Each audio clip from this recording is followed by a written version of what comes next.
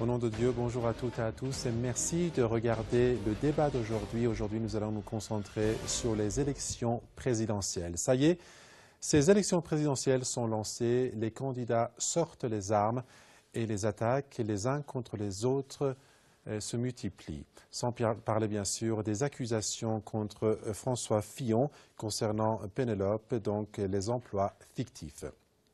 Alors nous étions témoins d'un week-end de politique extrêmement chargé par les candidats qui ont présenté leur programme et ont montré leurs différends vis-à-vis des uns des autres. Et sans parler bien sûr de cette semaine extrêmement décisive de François Fillon pour se défendre concernant les accusations portées à l'encontre de sa femme, comme j'ai dit, les emplois fictifs. Et justement, ces emplois fictifs qui sont venus saboter justement les campagnes présidentielles de ce dernier. Voilà. À présent, chers téléspectateurs, je vous présente un reportage préparé par mes collègues. Ensuite, on sera avec des experts des questions internationales qui vont répondre à nos questions concernant les présidentielles françaises. Restez avec nous. Selon un sondage Harris Interactive, l'affaire Penelope Fillon a sérieusement saboté la campagne de son époux François Fillon en course pour les présidentielles françaises. Près de 70% des Français se disent favorables à un retrait de François Fillon de la présidentielle en faveur d'une autre personnalité. 68% des Français souhaitent que François Fillon retire sa candidature.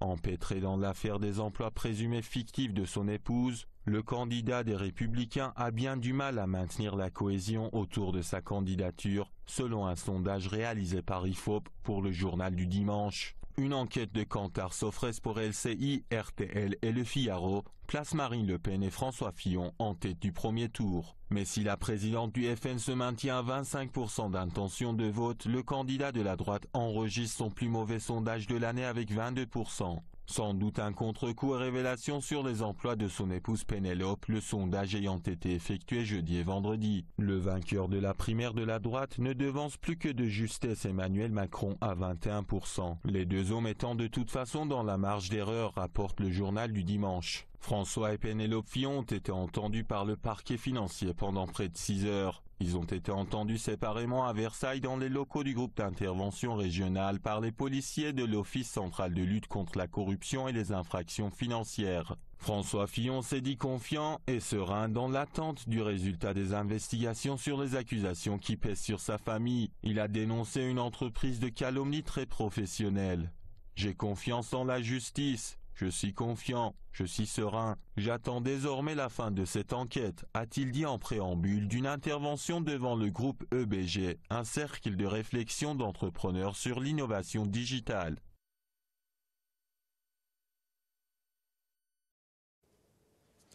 Vous regardez, chers téléspectateurs, le débat d'aujourd'hui. Alors, comme vous avez vu dans ce reportage, nous parlons des présidentielles françaises qui est attendues dans les 3 mois à venir. À présent, je suis en ligne avec M. François Dopp, analyste politique depuis Paris. M. Dopp, bonjour. Bonjour, monsieur. Merci d'accorder votre temps au débat d'aujourd'hui. Alors, M. Dopp, comment les présidentielles françaises se présentent? Car les candidats ont sorti les armes, n'est-ce pas? Oui, alors voilà, il faut bien se dire que les présidentielles françaises qui vont se dérouler dans pas tout à fait 3 mois, c'est peut-être les plus importantes depuis au moins le début de la Ve République, parce que se joue l'avenir de notre pays en ce sens qu'il y a un conflit entre, d'une part, les tenants du mondialisme et les tenants de l'identité nationale. Et vous savez que dans l'Europe, au moins occidentale, il y a, un courant identitaire qui se manifeste. On l'a vu en Italie, on le voit en Allemagne, on le voit en Autriche, on le voit en France, en Belgique, etc.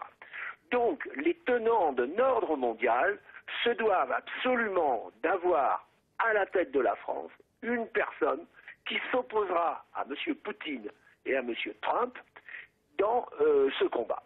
Alors, donc, M. Fillon, qui, à l'attonnement général, a été le candidat de la droite. Or, curieusement, on vient lui sortir toutes ces affaires à 3-4 mois de l'élection présidentielle. Eh bien, je vous apprends que j'ai appris ce matin que le journal Le Monde vient de révéler, parce que c'est vrai, que M. Fillon aurait fait attribuer les insignes de Grand Croix de la Légion d'honneur à M. Marc Ladré de la Charrière, qui est un multimilliardaire et propriétaire de la Revue des Deux Mondes, et qui a permis à son épouse, Madame Fillon, enfin Pénélope, de s'exprimer moyennant de fortes rétributions. Voilà le nouveau l'élément qui vient de sortir. Donc, en ce moment, je crois que la journée, ce 6 février, qui est d'ailleurs une date historique, puisqu'il s'est passé d'autres événements en 1934, eh bien, ce 6 février, avec la conférence de presse de M. Fillon à 16h, il y aura un exposé, plus des questions. Ça devrait durer à peu près 1 heure. Il joue son va-tout, et je dirais même peut-être l'avenir de notre pays. Parce que M. Macron, alors les sondages dont vous avez parlé, il faut se méfier, c'est 22, 23, vous savez, c'est à 1 ou 2 points près, donc il se talonne. Ça veut dire que celui qui sera au premier tour, enfin qui remportera le premier tour, qui sera au 2e tour de la présidentielle, sera élu, sera le président de la République, il battra nécessairement Marine Le Pen. Oui, bon, alors, M. Macron, Macron est soutenu par M. Strauss-Kahn et M. Attali. Et M. Attali avait déclaré, après la mise en place d'institutions continentales européennes, apparaîtra peut-être l'urgente nécessité d'un gouvernement mondial. On le trouve dans son dictionnaire du XXIe siècle, édité en 98, pages 15 et 17. Voilà. Alors, donc, c'est vous dire l'enjeu, l'importance de cette conférence. Bien. Alors, je vais quand même vous donner... Monsieur François Dopp, excusez-moi de vous interrompre. Je suis un peu long, excusez-moi. Je vais vous demander de patienter quelques minutes. J'ai un autre invité en ligne. Il s'agit de M. Stéphane Blett. M. Blett, bonjour. Bonjour. Vous êtes avec nous depuis Paris. Vous êtes analyste des questions internationales. Merci d'être avec nous, M. Blett. Alors, on était témoin d'un week-end politique très chargé.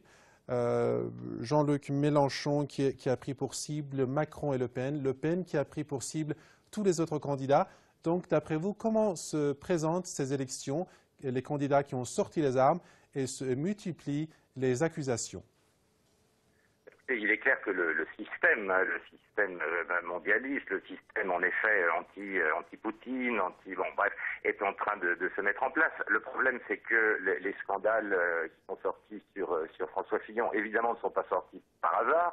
Enfin, le problème, c'est qu'ils semblent bien être réels, puisque Fillon a eu des dizaines de possibilités de répondre, et il n'a répondu qu'en agressant, enfin, je veux dire, en parlant d'un complot, etc. Mais enfin, quel complot à partir du moment où sa femme a reçu des sommes faramineuses et qu'elle-même a dit à de nombreuses reprises qu'elle n'avait jamais été assistante de son mari, l'assistante parlementaire. Donc, il semble quand même que ce soit un vrai scandale, et de toute manière, à la limite, peu importe, parce que je pense que franchement, Fillon, c'est terminé. Enfin, je veux dire, je vois pas comment, quand on voit la colère populaire contre lui, je vois pas comment il pourrait se relever de ça. Donc c'est juste la question de savoir qui va le remplacer et quand. Et voilà, donc apparemment, il y aurait...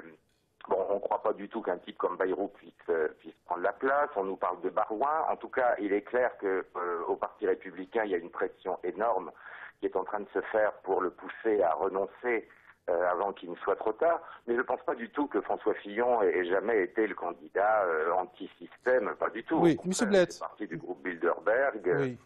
Donc, pour le coup, le candidat anti-système, c'est Marine Le Pen. On voit d'ailleurs que pour essayer de noyer le poisson des scandales du Parti républicain, on essaie de lancer des procédures au Parlement européen contre le Front National pour des assistants parlementaires qui, alors eux ne sont pas du tout accusés d'emploi fictif, mais sont accusés au contraire de trop travailler. C'est-à-dire ils sont accusés en plus de leur travail d'assistant parlementaire, d'avoir travaillé pour le Front National. Enfin, c'est une blague. Donc on voit bien que tout ça est en train de se mettre en place. Si les choses restaient en l'état, il est clair qu'on aurait un deuxième tour, sans doute Marine Le Pen, Macron. Mais Macron, en effet, comme disait notre ami, est soutenu par Attali, c'est un ancien de la banque Rothschild, il est soutenu par Pierre Berger, enfin c'est vraiment l'homme du système dont les Français ne veulent plus. Donc il n'a d'ailleurs pas décliné du tout son programme, personne ne sait quel est son programme, et on sent bien que c'est une tentative complètement artificielle. Je pense pas que...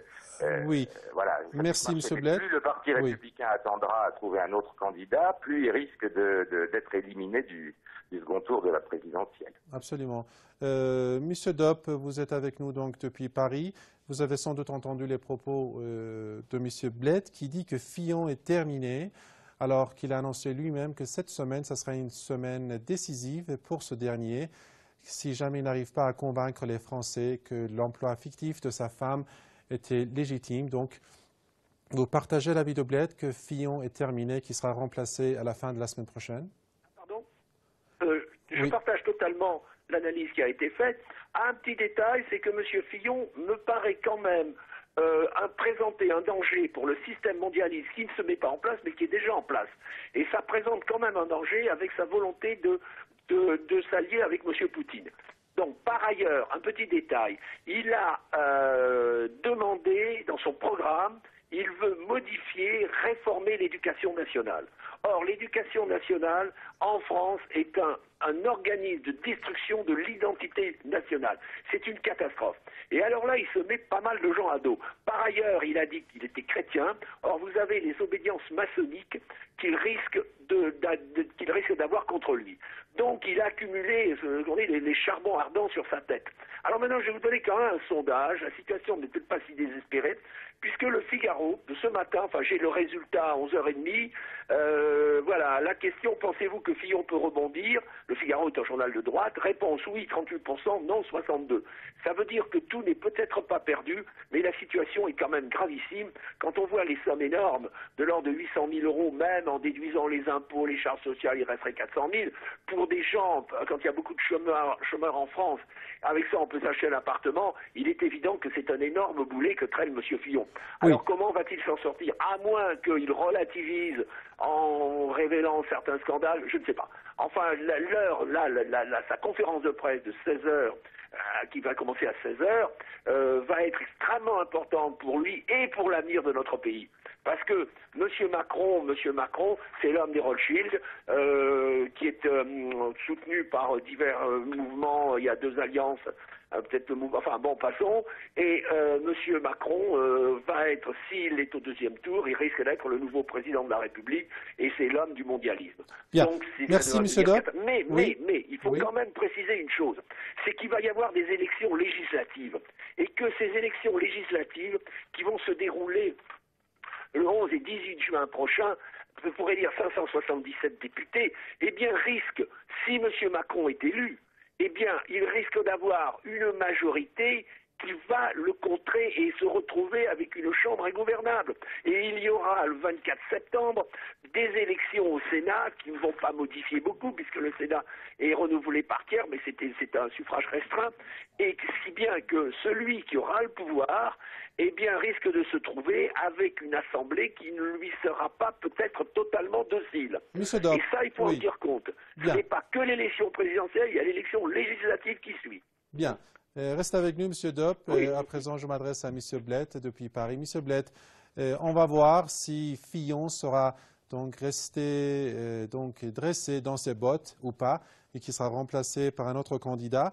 M. Dopp craint qu'il soit donc éliminé, et que Macron ou Le Pen aillent au second tour. Donc ce sera une menace peut-être pour la France et pour la région et le monde entier. Et donc parlons de Le Pen, à présent Marine Le Pen, qui est en tête dans les sondages. C'est vrai que de très très peu, mais elle est tout de même en tête. Donc qu'est-ce que vous craignez à la population française qui a détesté depuis très longtemps une majorité, ce Front National? Quelle sera donc la crainte à voir dans l'avenir? Écoutez, je crois que les choses ont beaucoup changé.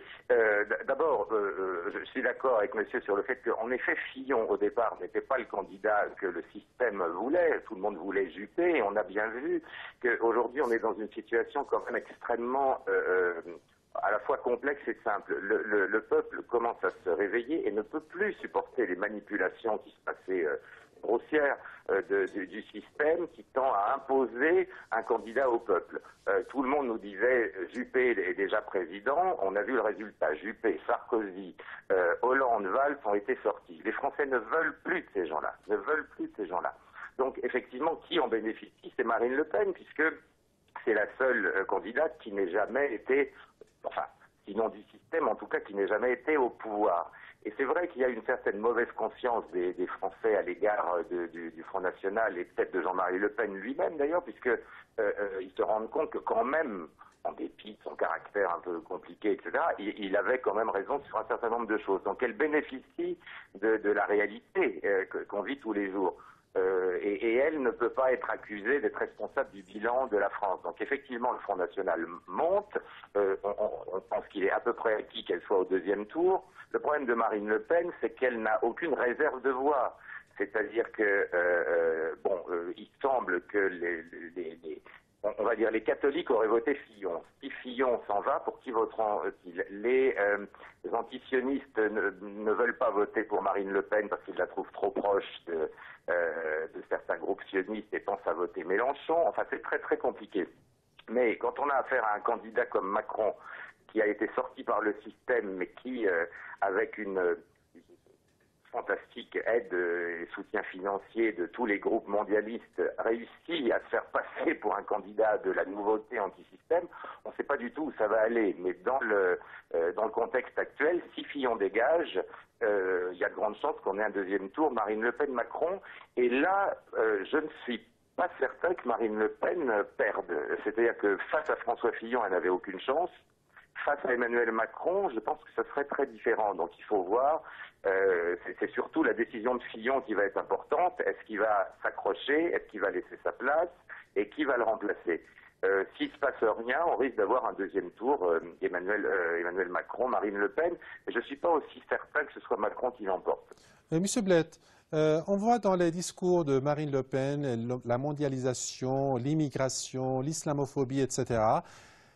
Est-ce qu'on a raison de penser que depuis l'année dernière, les éléments du Front National peut-être ont poussé à certains éléments de commettre des actes contre l'islam pour pousser les gens à voter Front National et que Marine Le Pen finisse en tête dans les sondages? Le problème du Front National, c'est l'entourage direct de Marine Le Pen. Il y a beaucoup de gens au Front National qui ne veulent pas ça du tout, qui sont aucunement islamophobes et qui, au contraire,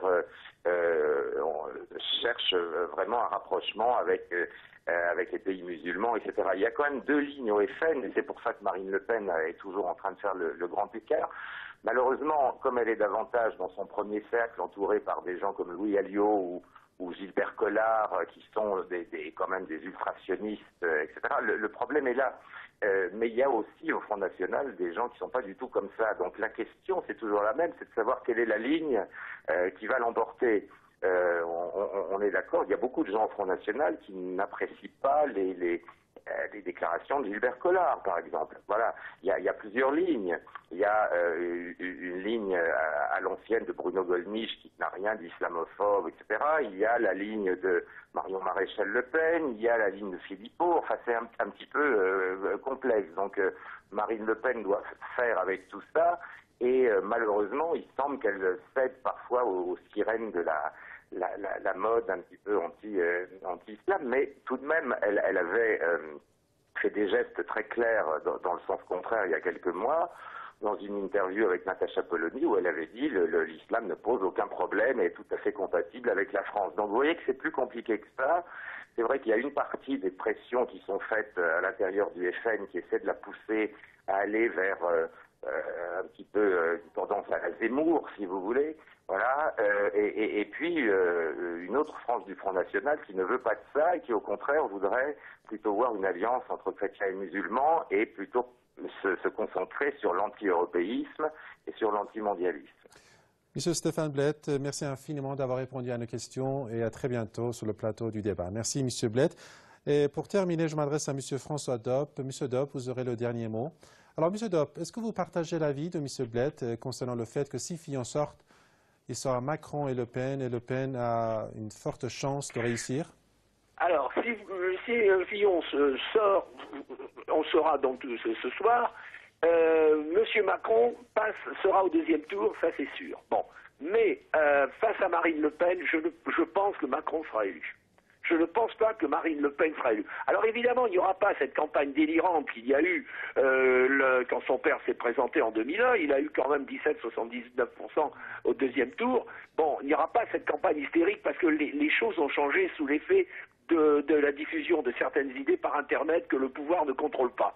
Bon, alors non, Marine Le Pen ne sera pas élue, mais elle obtiendra quand même un bon résultat, si bien qu'aux élections législatives législatives qui vont suivre au mois de juin, elle pourra envoyer un nombre certain de députés qui pourront gêner M. Macron. Bon, alors maintenant, il ne faut pas jeter l'éponge, peut-être que M. Fillon va s'en sortir, mais de toute façon, la droite sera quand même obligée de présenter un candidat. Bon, alors c'est pas Juppé qui dans son texte a mis non, c'est non, et en gros ça a été publié, mais moi je pense quand même que la droite va présenter un candidat et qui serait certainement au deuxième tour, et alors là, il l'emporterait sur Marine Le Pen. Donc Marine Le Pen présidente, pour ma part, je n'y crois pas. Monsieur Dopp, les accusations se multiplient les uns contre les autres. Est-ce qu'il faut s'attendre à ce que d'autres accusations se portent à l'encontre d'autres candidats comme Le Pen, Macron et même Mélenchon? Ah ben écoutez, là, ce matin, je vous ai parlé en accusation concernant le Grand Croix de la Légion d'honneur, etc. Mais je me demande si M. Fillon n'a pas dans sa poche un scandale et qu'il ne va pas compromettre certaines personnes. Quand on a été Premier ministre et qu'on dirigeait les services de renseignement, on sait quand même beaucoup de choses. Et il y a des gens très bien intentionnés qui vont le renseigner, car la classe politique française n'est pas nette. On sait très bien que M. Hollande avait un coiffeur payé 10 000 € au palais de l'Élysée. Alors, toute la classe politique, vous savez, il y a eu Cahuzac, elle n'est pas nette. Hein. Et d'ailleurs, il y a un rejet de la part des Français et de la classe politique, c'est du genre tous pourris. D'où le succès de Marine Le Pen. Ça peut contribuer à expliquer le succès de Marine Le Pen et peut-être un peu de Mélenchon. Monsieur François Quant à l'attitude sioniste de Marine Le Pen, elle a toujours été dévouée au sionisme. Vous avez donc son concubin, vous avez Collard, vous avez Racheline et vous avez Vallerand Saint-Just. Mais Vallerand Saint-Just, c'est tout sauf une lumière. Mais il n'empêche qu'il faisait la chasse aux antisionistes au Front National. Bien, et donc c'est un parti. Oui. Alors, je voudrais terminer là-dessus. Vous avez le CRIF, qui encense Marine Le Pen et sa petite équipe autour, mais qui n'aiment pas le Front National, parce qu'ils savent très bien que Marine, qui n'a pas le charisme de son père, et ni l'intelligence ni la culture, ne contrôlera pas le Front National. Et il faut s'attendre, après les élections présidentielles, à des turbulences, des remous au Front National, et déjà on voit avec sa nièce qui ne partage pas toutes les positions de sa tante. Et vous savez, l'histoire, la vie politique française dans les mois qui vont venir, croyez-moi, on ne va pas s'ennuyer. Monsieur François Dopp, analyste des questions internationales, merci beaucoup pour les informations que vous nous avez apportées.